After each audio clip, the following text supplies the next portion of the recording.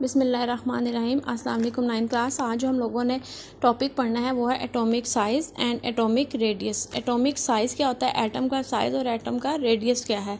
आपको पता है कि आम आँख से हमें एटम जो है वो नज़र नहीं आता, ठीक है। एटम हमने एक इमेजिन की हुई ये चीज़ है, आम आँख से अभी तक हमने इसको नहीं देखा, तो इसकी बाउंड्री डिटरमाइन करना भी बहुत ज़्यादा मुश्किल है, ठीक है। Atoms are very small and do not have definite boundaries, ठीक है। और इसके कोई भी स्पेसिफिक, देखें यहाँ पे एक बॉक्स बना हुआ है तो आपको इसकी बाउंड्री नज़र आ रही है, यहाँ पे तो इसकी नज़र आ रही है, ये बुक है कहाँ पे ओपनिंग है कहाँ पे क्लोज है, सारा नज़र आ रहा है कि यहाँ पे ये क्लोज हो रही है। लेकिन एटम में ऐसा कुछ नहीं है, एटम में हमें उसकी ओपनिंग या क्लोजिंग नज़र नहीं आती।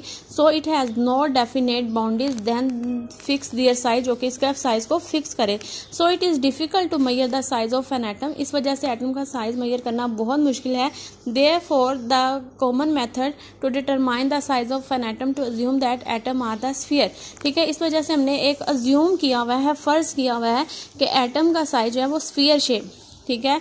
When they lie close to each other, जब ये एक दूसरे के करीब होते हैं तो ये टच करेंगे। ऑब्वियसली जब दो चीज़ें स्फीयर टाइप होंगी, बॉल की तरह की होंगी, जब ये एक दूसरे के करीब आएंगी तो ये एक दूसरे को टच करेंगी।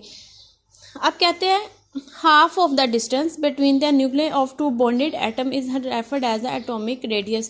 हाफ डिस्टेंस, यहाँ पे देखें न्यूक्लियस का, ये इसका सेंटर है, न्यूक्लियस है, यहाँ पे इस एटम का सेंटर है। अब इन दोनों के देखें दरमियान में यहाँ से लेके यहाँ तक का जो डिस्टेंस है उसको हम क्या बोल रहे हैं, यहाँ से यहाँ तक रेडियस होगा।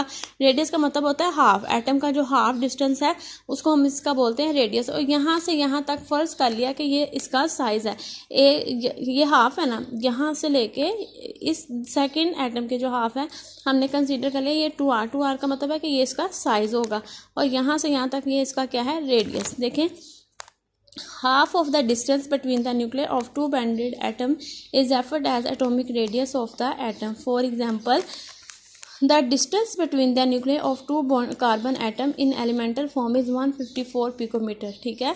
जो डिस्टेंस है इनके दरमियान में यहाँ से यहाँ तक 154 पिकोमीटर, ये पी जो है वो पिको को जाहिर कर रहा है 10 की रेज़ की पावर 12 को।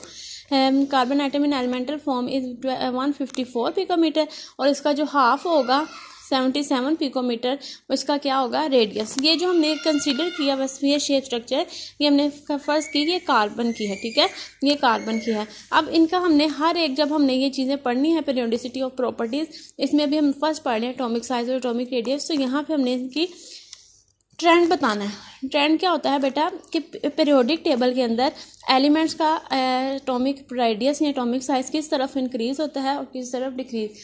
पीरियड में अगर डिक्रीज हो रहा है तो ग्रुप्स में वो इंक्रीज हो रहा होगा, इसको बोलते हैं ट्रेंड। इंशाल्लाह आज आपने जो है सिर्फ यहाँ से यहाँ तक याद कर लेना है और इसको अपनी नीड नोटबुक्स के ऊपर राइट कर लेना है।